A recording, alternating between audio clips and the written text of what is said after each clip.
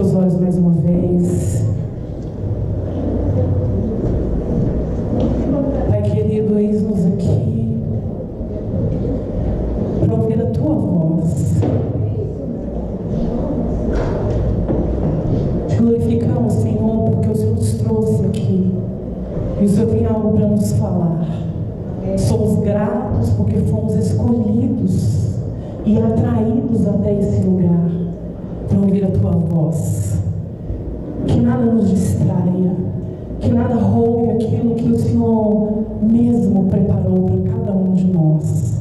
Que estejamos atentos, preparados para ser semeados pela tua palavra, em nome de Jesus. Amém, meus queridos. Abra sua Bíblia em Lucas capítulo 14. Glória a Deus.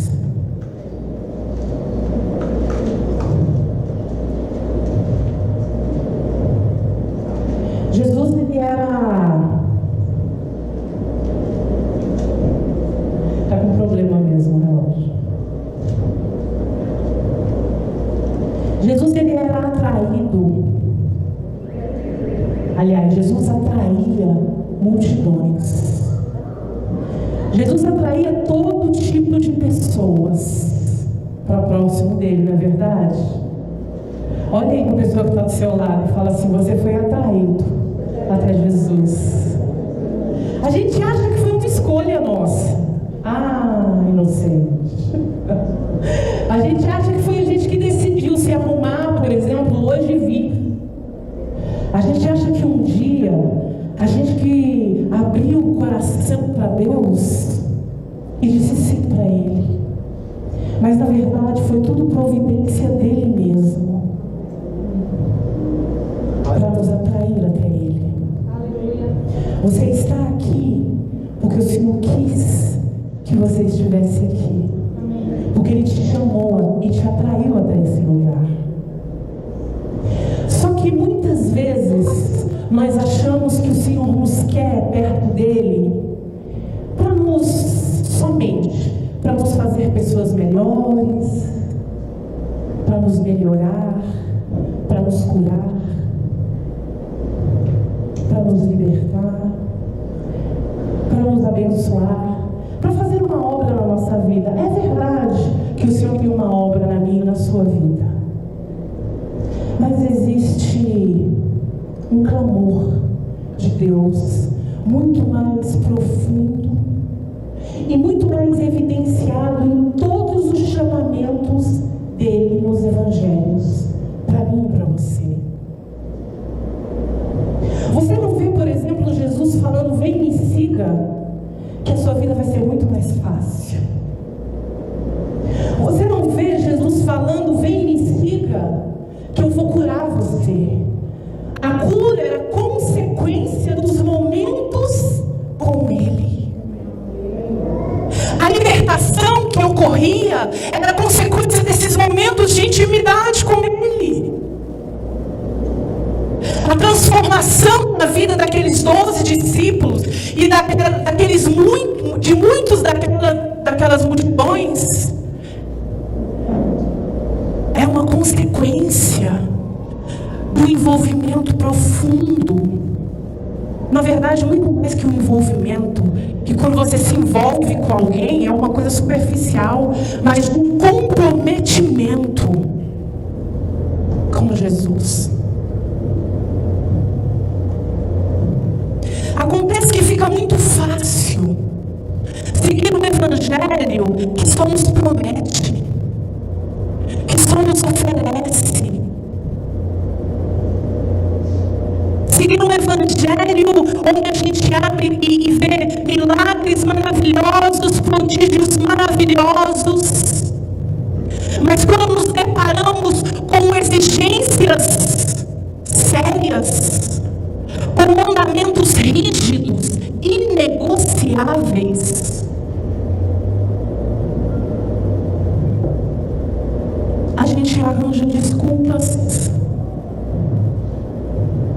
A gente acha que, por exemplo, é daquela época. A gente vai dando um jeitinho para adaptar deixar a palavra a nossa realidade e não nós a palavra, a gente vai transformando os versículos e vai interpretando de acordo com o que eu quero viver. E não pegamos a nossa Bíblia, a nossa vida, e modificamos de acordo com a palavra. E o Senhor quer nos falar nessa noite, querido, e eu confesso para você que não era a palavra que eu queria trazer, mas quando eu estava sentada aqui e o pastor falou algo no meu ouvido, o Senhor colocou no meu coração, foi por isso. E aí eu falei, entendi, Senhor. Às vezes a gente não entende sabe, logo do começo, o que o Senhor quer falar. E às vezes a gente acha assim, isso é coisa da minha cabeça. Não. Deixa eu procurar outra coisa. Quantos já abriram a palavra, procurando a voz de Deus, e quando pega uma coisa, fala, não deve ser isso não. Peraí, deixa eu procurar outra coisa aqui. Só porque não entendemos. Persiste naquilo. Porque pode ter coisas profundas que Deus queira falar com você ali. Amém. E aí, Lucas, a gente está diante, Lucas capítulo 14, versículo, nós vamos ler a partir do 28. Não, vamos ler a partir do 27. Diz assim. Para que a gente entenda o contexto, eu vou começar a ler a partir do 25, que diz assim: certa vez ia com ele grande multidão. Primeiro, Jesus não está falando esse discurso somente para os discípulos, para aqueles que já tinham aceitado andar com ele e seguir as suas palavras. Ele está falando um discurso que você vai ver, que é rígido, que é duro para a multidão.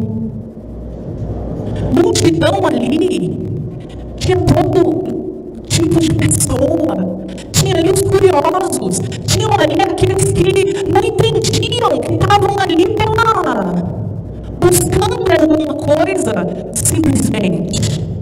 E ele começa, voltando-se, disse-lhes, se alguém vier a mim e não deixar pai, e mãe, e mulher, e filhos, e irmãos, e irmãs, e até mesmo a sua própria vida, não pode ser meu discípulo.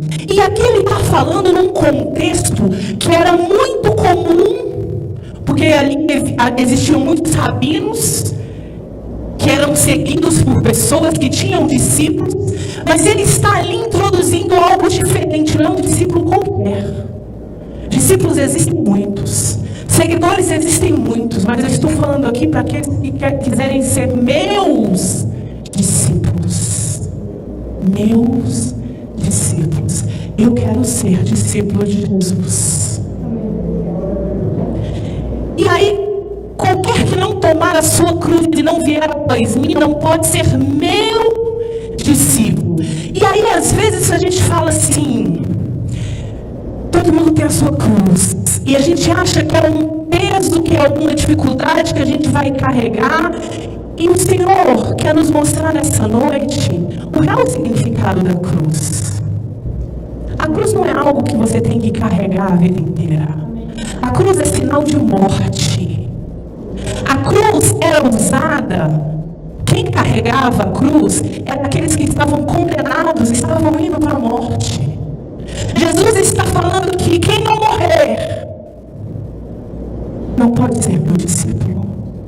Quem não tomar a sua cruz e não caminhar em direção à morte, que morte é essa? Pelo amor de Deus, pastora.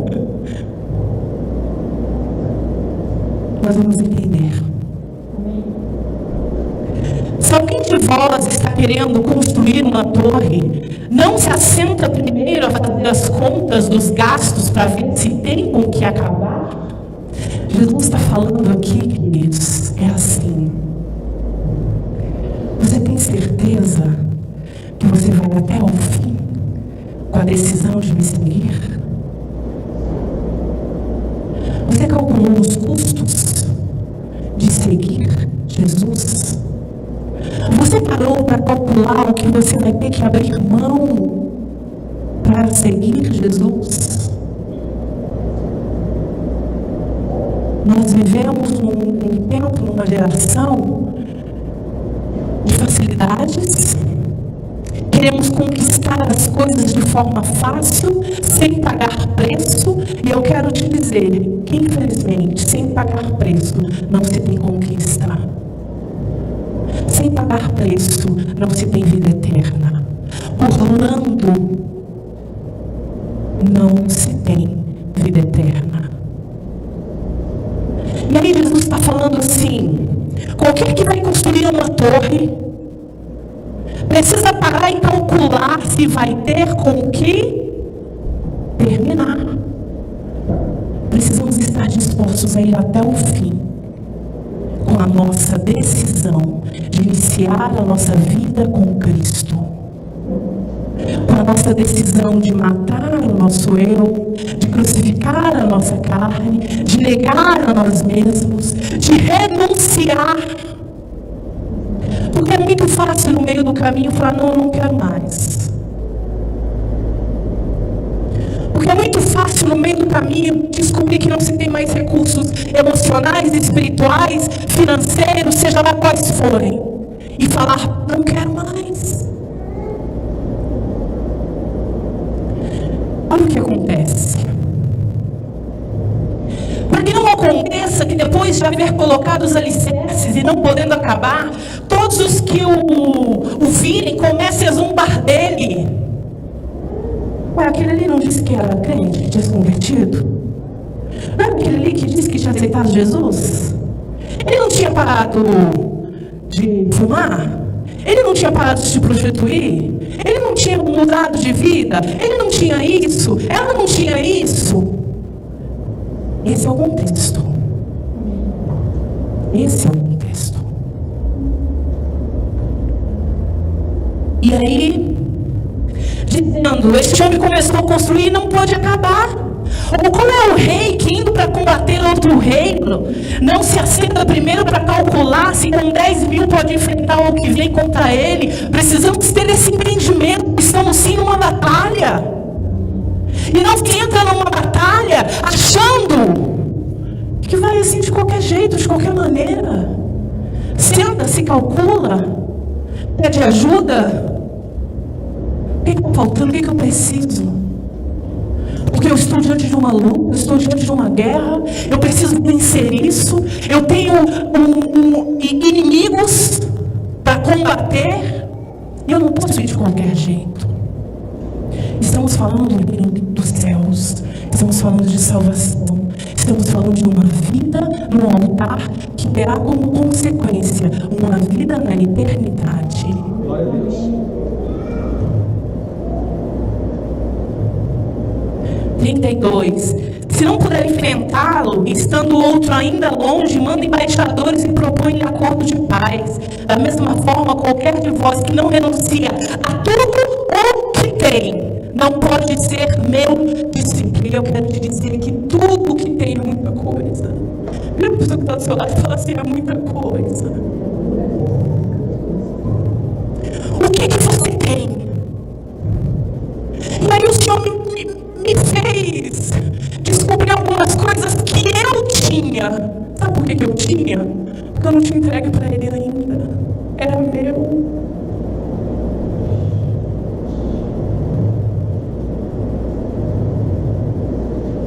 E aí a gente se depara com um jovem rico que chega para ele, a Lucas 9, e fala: eu obedeço os mandamentos, eu não mato, está tudo certo. Jesus fala: então, vai lá, vende tudo que você tem, doa aos pobres, e volta e me segue. A questão ali não era dinheiro. A questão ali era que aquilo realmente era dele. Não estava à disposição do reino de Deus. Ele podia usufruir. Queridos, cá entre nós, seria muito útil para quem não tinha nem onde repousar a cabeça, ter ter alguém andando com ele que tivesse muitos recursos. Concordam? Mas Jesus conhecia o coração daquele jovem e sabia que o coração dele estava empenhado naquilo. O que é que você tem? Se você chegasse para Jesus e falasse: Senhor, eu obedeço os mandamentos, eu faço isso, eu faço aquilo, o que será que Jesus mandaria você consertar então? Volta lá então e perdoa aquela pessoa primeiro. Aí vem e me segue. Volta lá então e desfaz aquela situação que ficou pendente.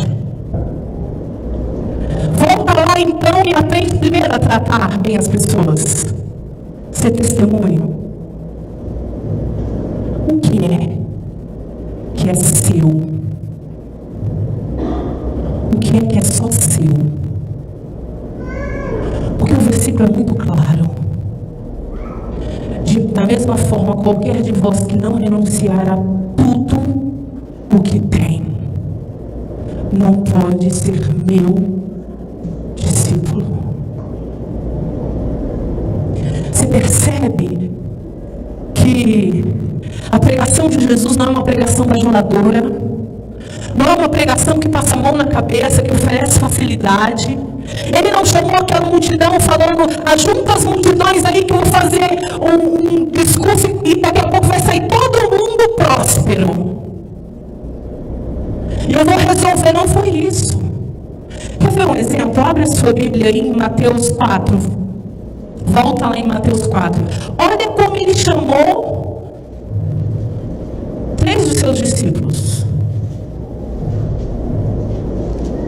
Mateus 4, versículo 17.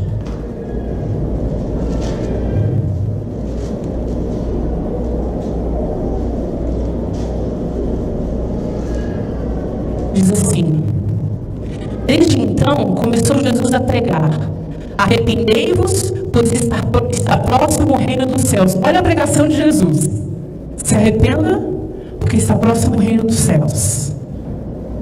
Isso te atrairia? Te atrairia a segui-lo? Abandonar tudo que você tem para segui-lo? Pois eu te digo que atraiu homens, inclusive homens destes que mudaram, que são marcados, em que a gente fala deles depois de 2000 anos.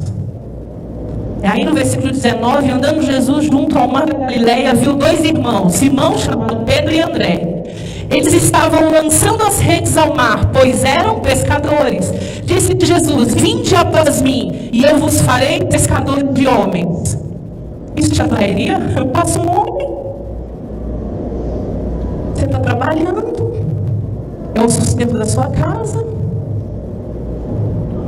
E aí passa um homem e fala assim: vinde após mim, que eu vou fazer de vocês pescadores de homens. Te atrairia? O que aconteceu? Imediatamente eles deixaram as redes e os seguiram. Tem algo muito doido nisso aqui. Tem algo sobrenatural nisso aqui. Porque a proposta de Jesus é segui-lo para ter mudança de vida, sim. Para ser curado, sim. Para ser transformado, sim.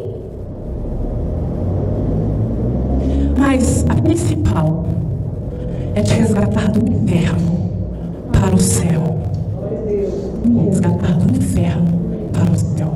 Porque isso é eterno. É isso que no final das contas vai fazer a diferença. Porque Jesus não está te chamando só para louvar. Jesus não está me chamando só para pregar. Não está te chamando para evangelizar. Não está te chamando para limpar. Não está te chamando para cuidar do som. Não está te chamando para ensinar. Jesus está te chamando para ser salvo. Glória a Deus. Para viver como Ele na eternidade. Só que os olhos estão fitos no que é passageiro.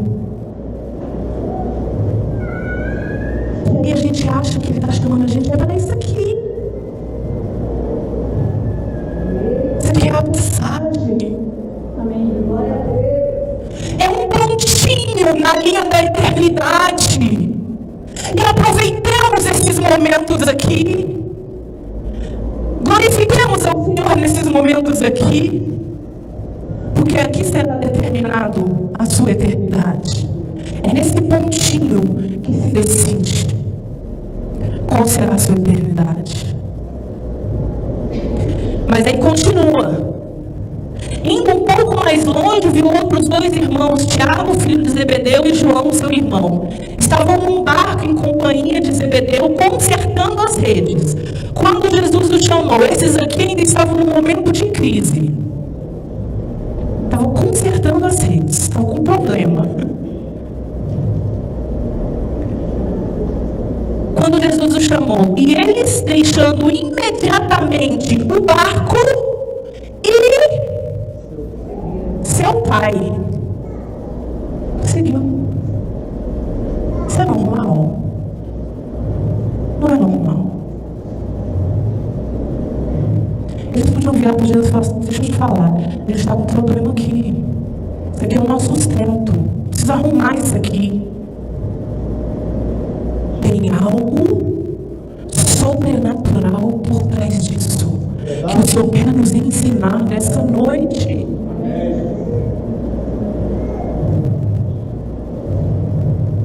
O discurso dele era direto e duro: arrependimento, mudança de vida, renúncia e seguir.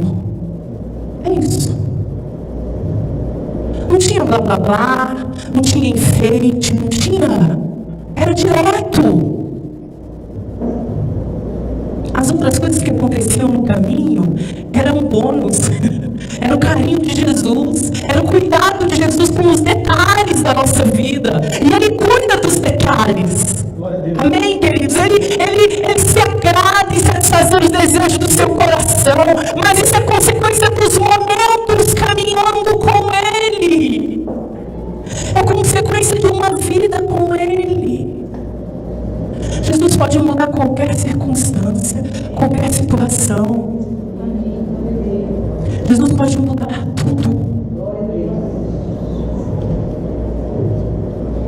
Renunciar significa abdicar, abrir mão, deixar espontaneamente. Você está disposto a renunciar a algo?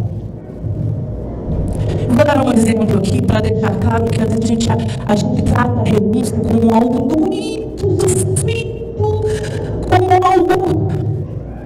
Como o pai aqui, que nunca renunciou a abrir mão de algo para ver seu filho feliz.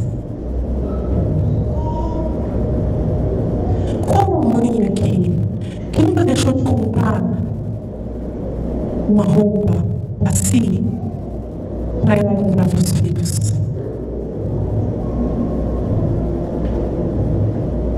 Como pai e mãe aqui, que não deixou seus sonhos adiados mais um pouquinho, ou anularam seus sonhos, para ver os olhos dos seus filhos brilhando diante da realização do desejo. Você viu que renúncia não é assim tão... Mas é porque é tão duro, tão difícil para a gente abrir mão, renunciar. A gente acha que é algo tão extremo. E a gente não pensa que Jesus renunciou agora no trono para estar aqui conosco, se tornando em forma de servo. Servo. O dono de todas as coisas. Para que ele fez isso? Tinha um objetivo. Para que eu e você não morrêssemos eternamente. Para que houvesse uma saída. Ele pagou um alto preço por mim e por você. E por que é tão difícil pagarmos um preço? Abrirmos mão da nossa carne, do nosso eu, coisas, para seguir a sua palavra, para seguir os seus conselhos, para caminhar na direção daquilo que Ele propôs e ter a certeza de que está caminhando para a vitória. E aí, eu quero ler com você João 12, versículo 42. Fala muito de mim. Fala muito de nós.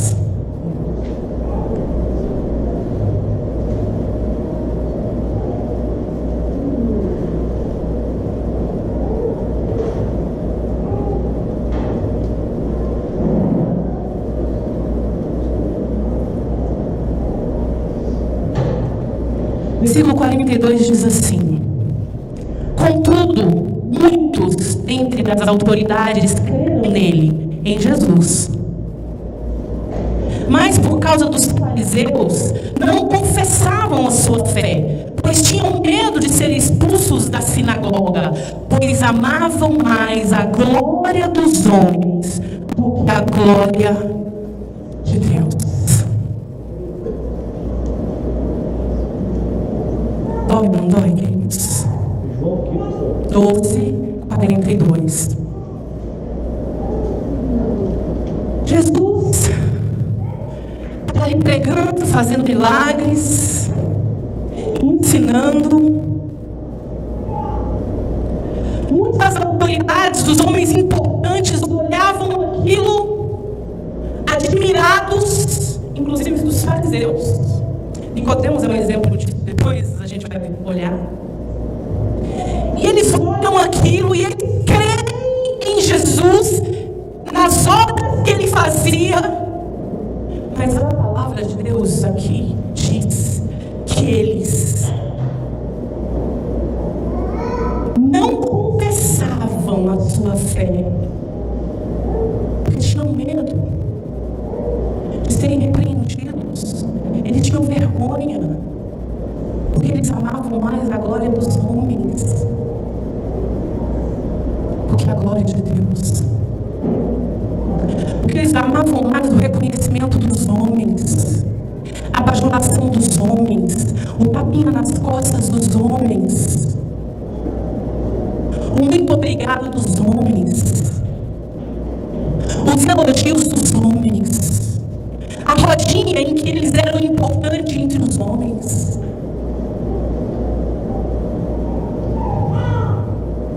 Será que temos amado mais essa glória de homens passageira? Que é só quando você tem algo a oferecer. Esse é um parêntese muito importante. Porque quando você não tem mais o que oferecer, te viram as costas.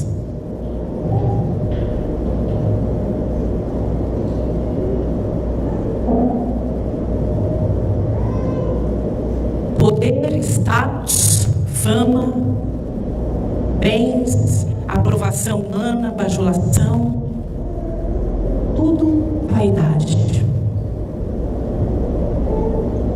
Tudo passa. Agora a glória de Deus, essa permanece. Amém. Glória a Deus. O reconhecimento de Deus é eterno. Quando você faz uma obra para Deus, Ele não desce aqui para falar para o pastor Edivaldo: puxa, pastor Fabiano, aquela palavra, Suzane, aquela nota que você deu.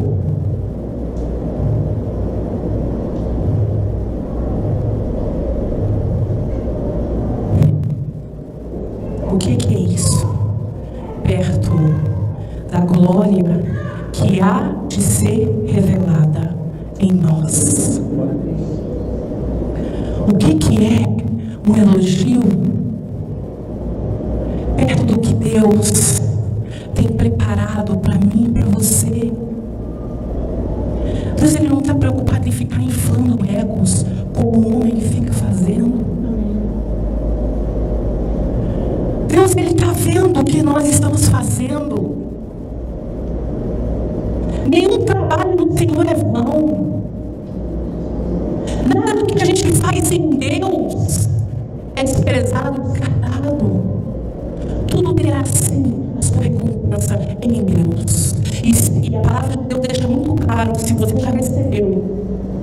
a glória aqui, pronto, já recebeu. Eu prefiro a glória de Deus. E precisamos lutar, querido, porque o elogio é bom, né? A palavra de Deus fala que Ele não divide a glória dele com ninguém. Que não sejam os teus lábios que te louvem mais o outro. Que não sejamos daqueles que buscam, que fazem as coisas buscando a glória dos homens, buscando adulação, buscando reconhecimento, que fazem para ser vistos. Mas que sejamos aqueles que fazem porque entenderam o chamado eterno de Deus. Glória a Deus, glória a Deus. E aí, vamos dar um pulinho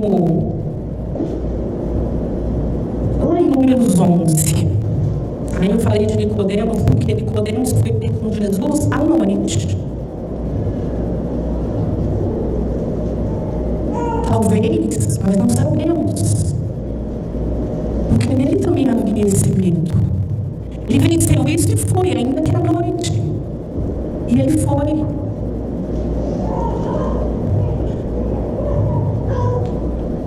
Em Números capítulo 11, narra a história que a gente bem conhece da murmuração do povo de Israel. Eu quero ler com vocês. A partir do versículo 1 diz assim: Ora, o povo queixou-se de sua sorte aos ouvidos do Senhor. Ouvindo o Senhor, a sua ira se acendeu e fogo do Senhor ardeu entre eles, consumindo as extremidades do acampamento. Quando o povo clamou a Moisés, ele orou ao Senhor e o fogo se apagou, pelo que chamou aquele lugar Taberá, porque o fogo do Senhor se acendera entre eles. Os estrangeiros que estavam no meio deles desejaram muito outro alimento, e os filhos de Israel tornaram a chorar, dizendo: quem nos dará carne a comer? Lembramos dos peixes que no Egito comíamos de graça, dos pepinos, dos melões, dos alhos porós, das cebolas e dos alhos. Agora, porém, estamos definhando e nenhuma coisa vemos, senão esse maná. Estamos diante de um povo que foi liberto da escravidão, que abriu mão, porque toda escolha, a gente precisa abrir mão de alguma coisa. Eles deixaram para trás a escravidão. Só que o coração deles ainda estava em algumas coisas lá atrás. Só que é interessante que eles não lembraram, nesse momento, de quando o faraó, por exemplo, fez dobrar a carga de trabalho sobre eles. Sabe, queridos, quando você se lembra de alguma coisa lá quando você não conhecia Jesus? Quando dá uma saudadezinha daquele tempo? A maioria das vezes você não se lembra dos momentos ruins. Bate uma saudade de alguma renúncia que você fez e que você acha que o preço foi caro. E que você acha que pagou um preço alto demais. Que teve que abrir mão de muita coisa. Aqui eles abriram mão de pepino, de melão, de alho poró, de cebola. O que eles não lembraram é que eles eram escravos, que eles sofriam, que eles foram libertos, porque o Senhor ouviu os gemidos daquele povo. Lá em Êxodo, não precisamos abrir, depois você abre, em Êxodo 2, 23, fala que o Senhor viu que o povo estava em miséria e aflição. Miséria. E eles estão lembrando de talvez alguns momentos que eles tinham isso, talvez os restos. Às vezes você acha que renunciou, mas o coração coração ainda está lá. Às vezes você acha que renunciou, mas basta ter um aperto aqui, seu coração volta para lá e você se lembra: como fazia aquilo. Isso. Lá em... Deixa eu ver se eu acho que já anotei. Atos 7. Vamos abrir. Atos 7, versículo 38.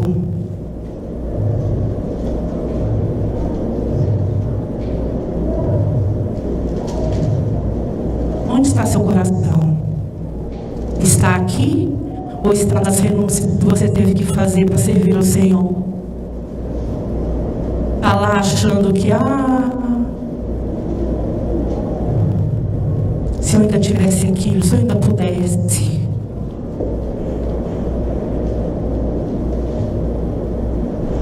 Atos 7.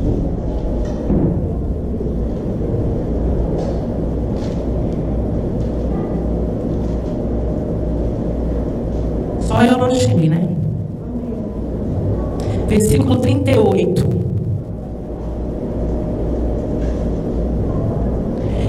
Ele é o que esteve entre a congregação no deserto, com o anjo que lhe falava no monte Sinai, e com nossos pais, o qual recebeu as palavras da vida para nos dar, ao qual nossos pais não quiseram obedecer, antes o rejeitaram e em seu coração voltaram ao Egito. Eles não voltaram de fato para o Egito, voltaram? Não. Mas o seu coração tinha voltado. Preso, cativo naquilo que eles acharam que tinham aberto mão um dia. Nas migalhas que Faraó oferecia para eles de vez em quando. E muitas vezes estamos dessa forma, queridos. E dessa forma não alcançaremos a promessa de Deus, a terra prometida. Morreremos no caminho, porque estamos caminhando, achamos que estamos caminhando em direção à terra prometida, preso nas migalhas do mundo. Presos nas renúncias que achamos que fizemos um dia, mas que as nossas atitudes provam que não fizemos. O nosso comportamento revela se realmente renunciamos àquilo que o Senhor pede, se renunciamos realmente ao pecado, se renunciamos realmente às obras da carne.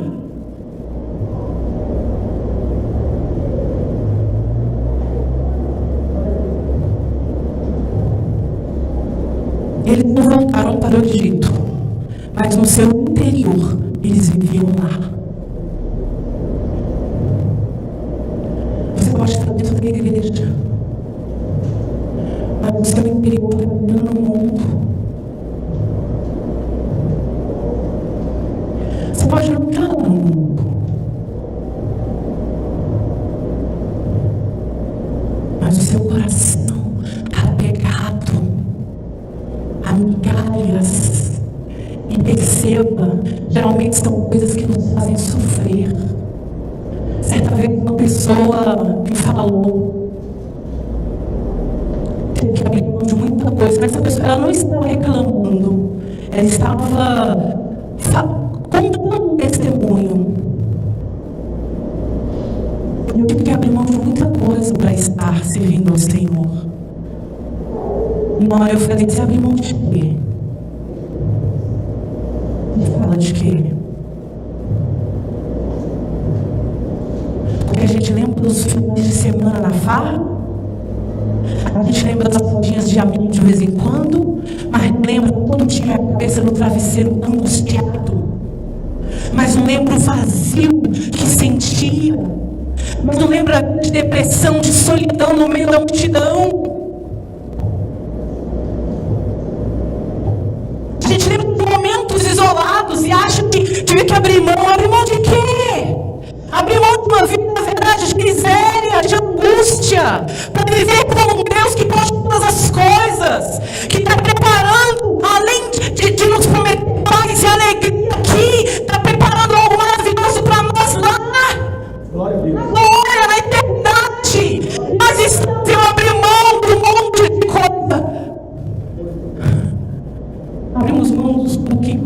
a taça vai comer aqui? Porque vai ficar? Porque se você me disser que eu abro mão de algo que é eterno, aí eu falo, aí, então, o preço é alto. O preço só é alto quando se é eterno.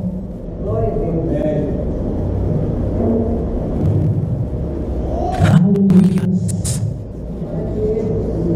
Oh, Jesus.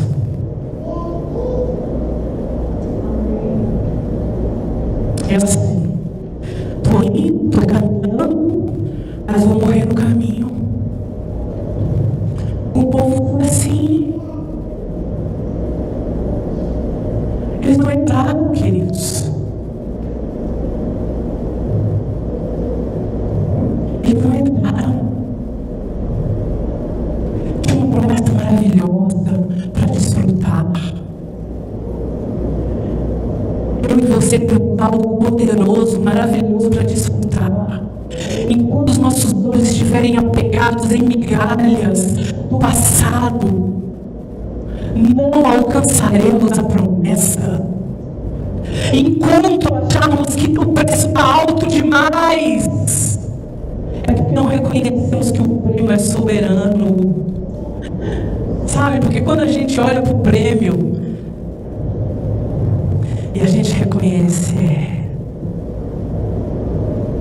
você vai chorando, aí você dá uma tropeçada, levanta, aí vem alguém te ajuda, você continua caminhando, aí você cai, se machuca, se rala todo, mas aí você avista lá na frente e fala, vamos lá.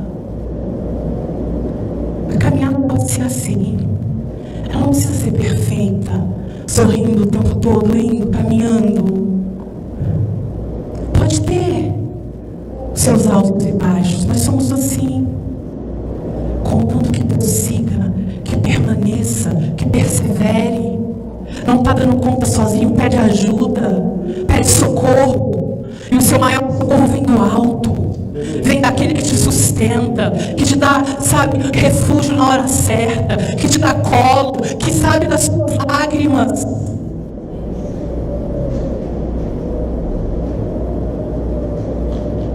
E aí eu quero encerrar falando de um homem. Está lá em 1 Coríntios 2.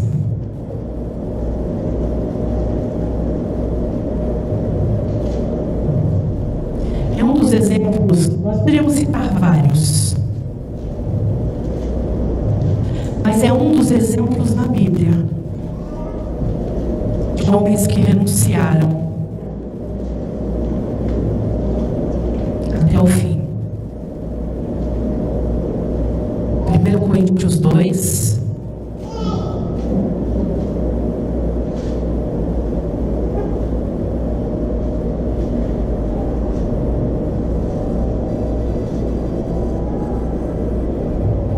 Vamos falar de Paulo. Paulo era um homem.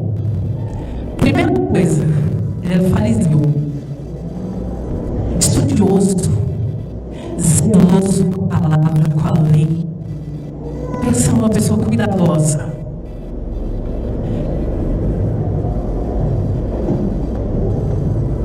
Ele tudo que fazia com muita vontade,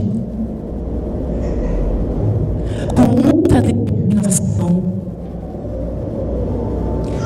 Ele estudou muito, ele adquiriu muito conhecimento, sabedoria humana. Ele tinha muita coisa para ensinar a qualquer um que se assentasse perto dele. E ele tinha uma missão: prender os cristãos, aqueles que estavam apresentando uma nova forma de se falar da palavra, aquele que apresentava algo que era diferente da lei que ele tanto guardava. E como ele era muito zeloso, e inclusive ele tinha acabado de ver mereceram ser apedrejados. E eles saíram da missão para aprender. Os cristãos. E de repente, o Senhor o derruba do cavalo e ali ele tem um encontro com Deus. Naquele momento ele precisa fazer a maior renúncia da sua vida. Nós não temos relatos de que Paulo era um homem pecador, no sentido de depravação. Nós não temos relato de alguma coisa que ele tenha tido que renunciar. Mas eu encontrei algo que me leva a crer que ele teve uma vida de renúncia.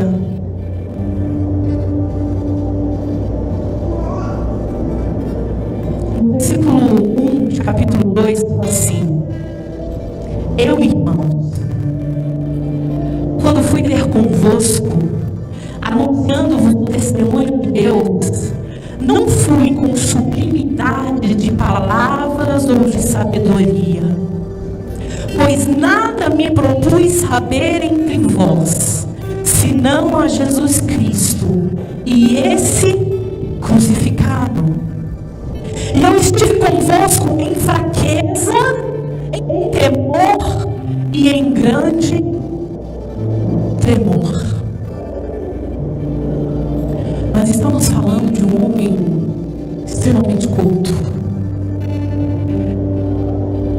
que está dizendo assim: não estou ouvindo palavras de sabedoria humana,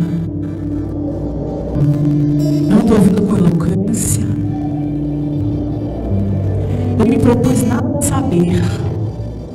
Em outras palavras, ele está falando: eu renunciei tudo que eu aprendi. Pensa só o tanto que foi difícil para esse homem que era arrogante,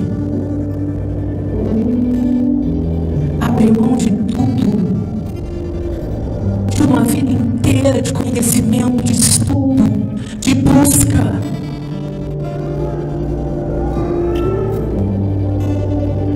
Chegar diante daqueles que eles achavam, que os fariseus achavam que não tinham conhecimento, que eram ignorantes. Chegar diante deles e falar: eu me propus nada a saber a não ser Cristo e esse crucificado. Sabe qual é a proposta de Cristo para mim e para você? Nada a saber a não ser Ele. Glória a Deus. Renunciar o que a gente acha que sabe. Renunciar às escolhas que a gente fez e acha que está arrasando, e acha que são as melhores escolhas, se foram baseados na carne, se foram baseados nas emoções, se foram baseados nos seus conhecimentos intelectuais adquiridos, seja lá de que forma. A proposta do Senhor para nós, e Paulo nos ensina de uma maneira tão linda, com uma humildade de quem de verdade teve um encontro com Cristo, porque não dá para agir dessa forma sendo uma farsa. Esse homem foi perseguido, inclusive no meio dos cristãos. Ele precisou provar que a conversão dele era de verdade, inclusive para os apóstolos, para os discípulos. Porque você imagina, Paulo está vindo aí, quem? Aquele que matar a gente? Não, mas ele se converteu. É uma farsa, é uma brincadeira, uma pegadinha para matar a gente. Ele foi humilhado, apedrejado, perseguido, sofreu maldades, prisões. Ele abriu mão daquilo que para o mundo é muito importante: status, fama, estar entre os maiorais.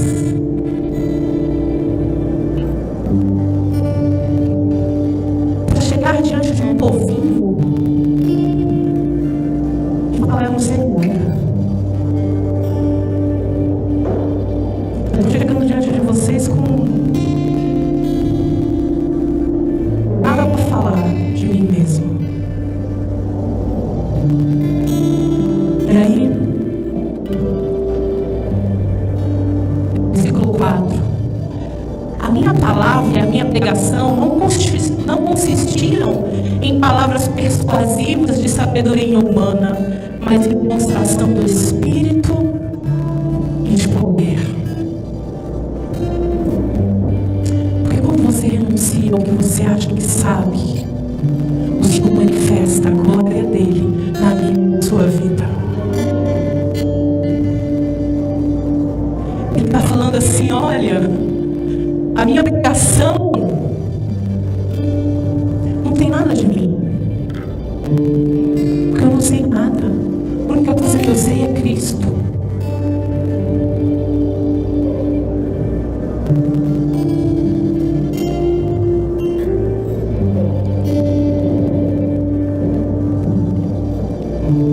Dá uma volta aí em Atos 9, só para você entender a que ponto chegou esse homem. E depois lê a história. Enquanto eu estava meditando, eu pensei: eita Deus, aqui dá umas 4 pregações. Eu vou resumir. Tem que ter umas 4 pregações. Mas em Atos 9, no versículo 6,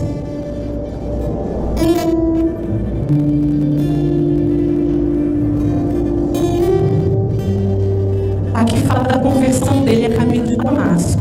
E aí no versículo 6 fala assim, versículo 5, ele disse: quem é, Senhor? Respondeu o Senhor: eu sou Jesus, a quem tu persegues.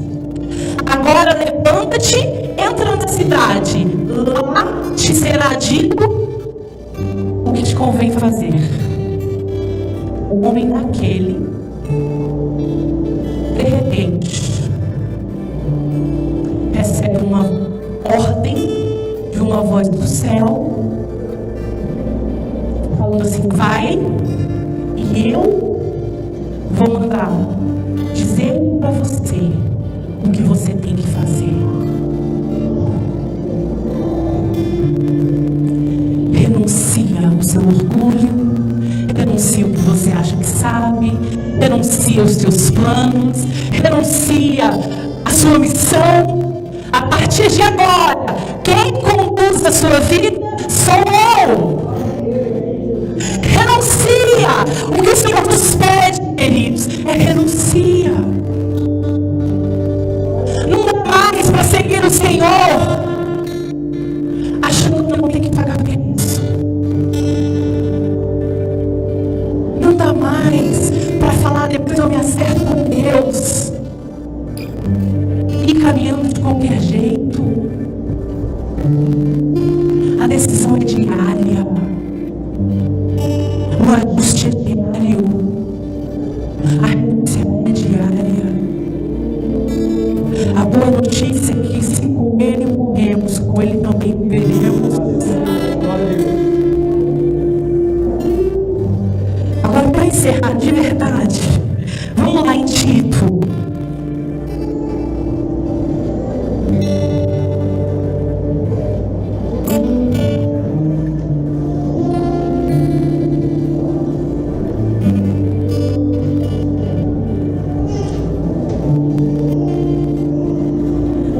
Versículo 11.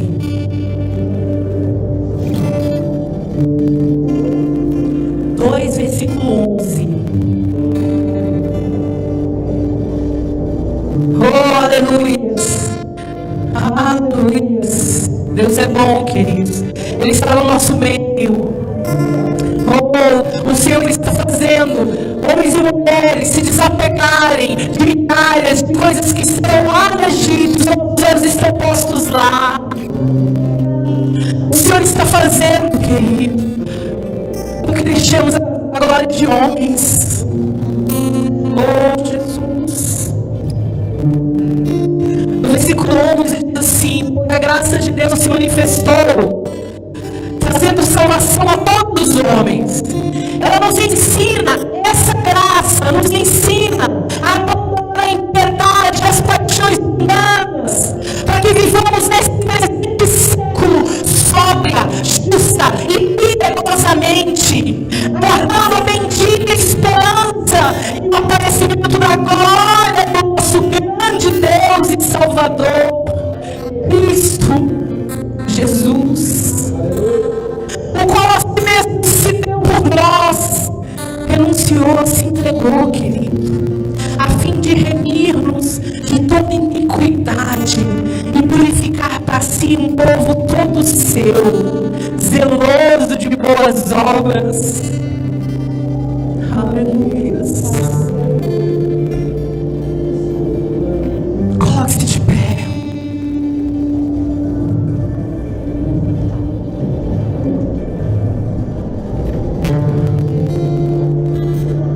O Senhor não está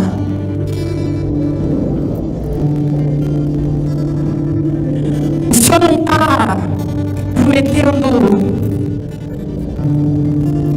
para você uma vida de facilidades.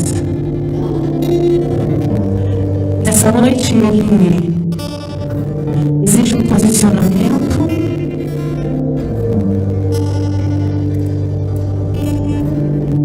renúncia e um cálculo do preço que é preciso ser pago para se concluir esta torre, para se vencer essa batalha. Talvez você tenha iniciado a sua caminhada com Cristo sem imaginar como seria.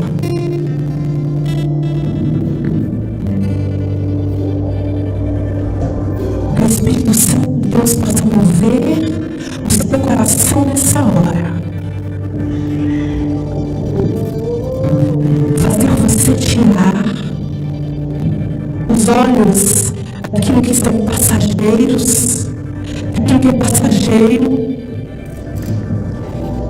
e te fazer mirar naquilo que é eterno.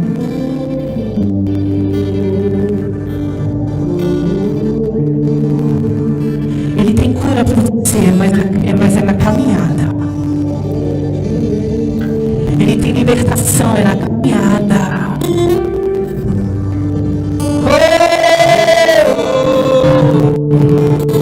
Aleluia! Jesus quer completar a obra. E creia, querido, creia. A parte dele já está concluída. Está dependendo de mim e de você fazer os ajustes nas nossas vidas. Não dá mais para viver aqui com o coração em outro lugar. Não dá mais para viver em Deus, na igreja. Os desejos da carne sendo atendidos todos os dias, uma vez ou outra. Não dá para querer ser conduzido pelo Espírito e viver com as emoções afloradas. Não dá. O Senhor está nos pedindo controle das nossas vidas. Ele quer nos conduzir ao céu, querido. O problema é que a gente sempre acha que Ele só quer nos conduzir à vitória, à bênção, a coisas materiais. E quando demora a acontecer, paramos a caminhada. Mas eu te digo, nessa noite a condução é muito maior. A caminhada é maior. O objetivo é eterno. Para de olhar para agora. Para de olhar para você.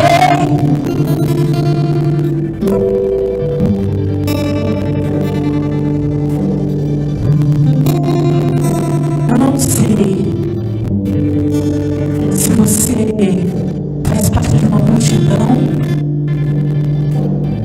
ou se você já pode ser considerado discípulo do Senhor. Mas o Senhor já conhece pelo nome. Ele sabe quem é você. Ele sabe tudo aquilo que você já renunciou. E Ele sabe daquilo que você ainda não entregou. nós vamos louvar, eu quero te convidar a todos, porque todos nós precisamos fazer uma renúncia. Eu quero te convidar a vir até o altar do Senhor e renunciar aquilo que o Espírito Santo de Deus colocou no seu coração. Enquanto nós falávamos,